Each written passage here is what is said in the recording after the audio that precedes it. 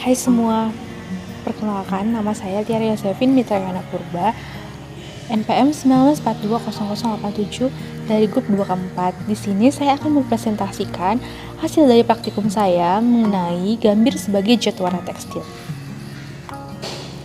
Gambir dengan nama ilmiah Uncaria gambirops adalah genus tumbuhan Rubiaceae. Di Indonesia, gambir pada umumnya digunakan untuk mengiring. Kegunaan yang paling penting adalah sebagai bahan penyamak kulit, sebagai obat, dan juga pewarna. Dalam praktikum kali ini, saya menggunakan getah gambir. Kandungan kimia gambir yang paling banyak dimanfaatkan ialah katekin dan tanin.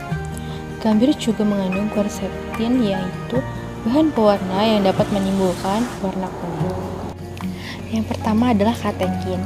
Katekin C15H14O6 atau biasa disebut asam katekoat termasuk dalam struktur flavonoid. Tidak berwarna dan dalam keadaan murni sedikit tidak larut dalam air dingin tapi larut dalam air panas.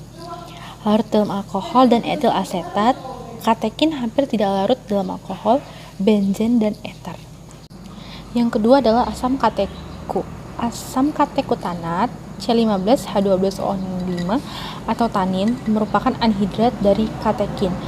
Asam katekutanat merupakan serbuk berwarna coklat kemerah-merahan, cepat larut dalam air dingin, alkohol, dan tidak berwarna dalam larutan timah asetat.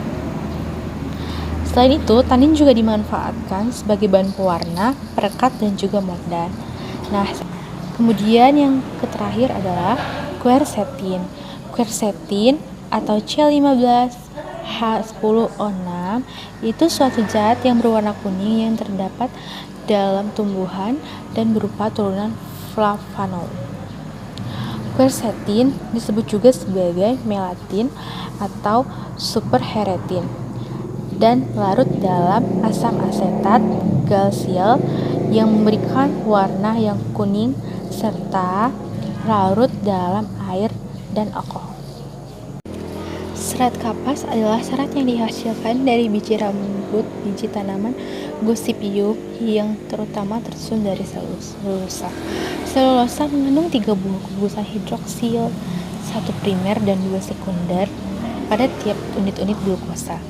Gugus hidroksil ini menyebabkan serat kapas memiliki tingkat absorpsi air yang tinggi dan reaktif terhadap zat-zat kimia.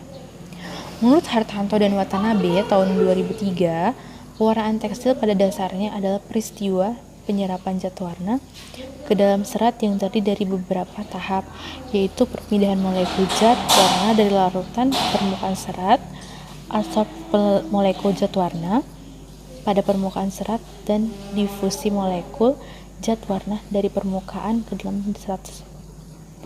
Terjadi juga proses imbibisi, yaitu berpindahnya molekul zat warna dari larutan yang konsentrasinya tinggi ke larutan yang konsentrasi rendah, yaitu dari larutan pewarna menuju serat. Semakin besar konsentrasi warna gambir, maka konsentrasi zat warna dalam serat akan semakin tinggi, sampai suatu saat akan terjadi kesetimbangan. Selain proses imbibisi, pada pencelupan selulosa umumnya terbentuk ikatan hidrogen ataupun ikatan van der Waals. Gaya tarik-menarik terjadi karena adanya gugus hidroksil pada zat warna yang dapat membentuk ikatan hidrogen dengan serat. Serat selulosa dalam air bermuatan negatif. Demikian juga zat warna alam bermuatan negatif, sehingga tidak mungkin terjadi ikatan ion. Molekul-molekul zat warna dan serat mempunyai gugus hidrokarbon yang sesuai, sehingga waktu pencelupan zat warna ingin dilepas dari air dan bergabung dengan serat. Gaya tersebut sering disebut gaya van der Waals, yang mungkin merupakan gaya dispersi atau ikatan hidrofobik. Pada pewarnaan kain kapas menggunakan gambir, kain menyerap zat warna gambir dengan cepat dan baik, sehingga kain kapas memiliki warna yang lebih pekat dan tua bila dibandingkan dengan kain nilon. Pada saat dilakukan pencelupan tanpa menggunakan mordan, kain pun sudah menyerap dengan baik. Hal ini diakibatkan gambir mengandung tanin yang berfungsi sebagai mordan. Nah, di sini saya melampirkan hasil pencelupan kain kapas menggunakan gambir. Serat nilon adalah serat yang dihasilkan dengan unsur pembentuk serat adalah suatu rantai panjang poliamida sintetik di mana kurang dari 85% ikatan amida mengikat secara langsung dua gugus alifatik. Salah satu sifat dari serat nilon adalah daya serap yang rendah terhadap air, sehingga pada saat dilakukan pencelupan, kain kurang baik menyerap cat warna. Hal ini mengakibatkan hasil warna yang dihasilkan muda dan kurang pekat. Namun apabila ditambahkan asam asetat, maka warnanya akan semakin terlihat dibandingkan dengan yang tidak ditambahkan asam asetat. Muatan positif dari serat bertambah sepanjang rantai molekulnya. Maka penambahan asam ini akan berpengaruh pada daya penyerapan cat warna ke dalam serat. Adapun fungsi asam asetat itu sendiri dalam proses pencelupan adalah untuk mengaktifkan serat agar memiliki gugus kation sehingga mampu berpenetrasi dan berikatan dengan cat warna melalui ikatan ionik. Namun hasil yang didapatkan pada kain kapas akan lebih baik daripada dari kain nilon. Nah, di sini saya akan melampirkan hasil pencelupan kain nilon dengan menggunakan gambir. Pada proses pencelupan kali ini, saya menggunakan ekstraksi panas 30 menit dan 60 menit dengan perbandingan volt 1:5. Nah, pada hasil ekstraksi didapatkan bahwa hasil ekstraksi 60 menit akan lebih pekat dan tua dibandingkan hasil ekstraksi 30 menit. Dan juga akan terjadi penyusutan pada ekstraksi 60 menit. Pada ekstraksi 30 menit juga terjadi penyusutan, namun tidak sebanyak ekstraksi 60 menit. Nah, warna yang dihasilkan pada ekstraksi 30 menit adalah keores-oresan, sedangkan warna yang dihasilkan pada ekstraksi 60 menit adalah orange kecoklat tuaan. Nah, ada juga kendala yang terjadi pada saat proses ekstraksi, yaitu pada saat didinginkan, hasil ekstraksi akan terjadi pengentalan. Namun, pada saat pencelupan, saat dipanaskan, akan terjadi pencairan. Nah, saya akan melampirkan hasil dari pencelupan kain kapas maupun nilon dengan menggunakan gambir. Nah, yang pertama itu yang dengan kain kapas. Pada kain kapas, perbandingan hasil ekstraksi 30 menit 60 menit, kain yang lebih pekat adalah yang hasil ekstraksi 60 menit dibandingkan ekstraksi 30 menit. Selain pekat, warnanya juga lebih tua.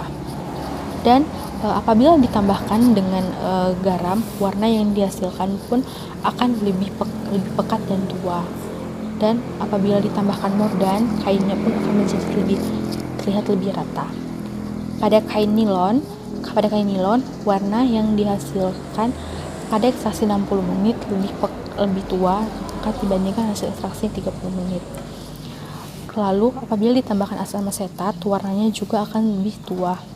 Dan juga apabila ditambahkan mordan, kainnya akan menjadi lebih rata dibandingkan yang tidak diberikan mordan. Proses penyerapan cat warna pada serat menjadi bertambah bila pada larutan celup ditambahkan garam dapur atau NaCl. Ini karena dalam larutan, selulosa atau serat kapas akan lebih banyak muatan negatifnya. Maka untuk mengurangi muatan negatif, pada serat ditambahkan elektrolit atau NaCl. Sehingga dapat kita lihat pada kain kapas, hasil pencelupan yang ditambahkan garam akan memiliki warna yang lebih pekat dan tua dibandingkan yang tidak ditambahkan garam.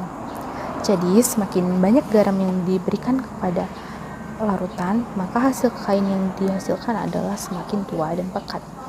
Untuk tahan luntur gosokan, kain yang diwarnai dengan gambir semuanya memiliki tahan luntur yang baik kain kapas maupun kain nilon.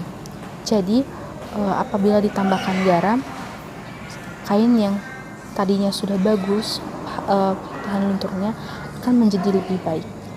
Karena pada saat uji gosok menggunakan uji kering maupun uji basah tidak terlihat noda pada kain uji gosoknya. Sekian presentasi dari saya. Apabila ada kesalahan tutur kata, saya minta maaf. Akhir kata, saya ucapkan terima kasih.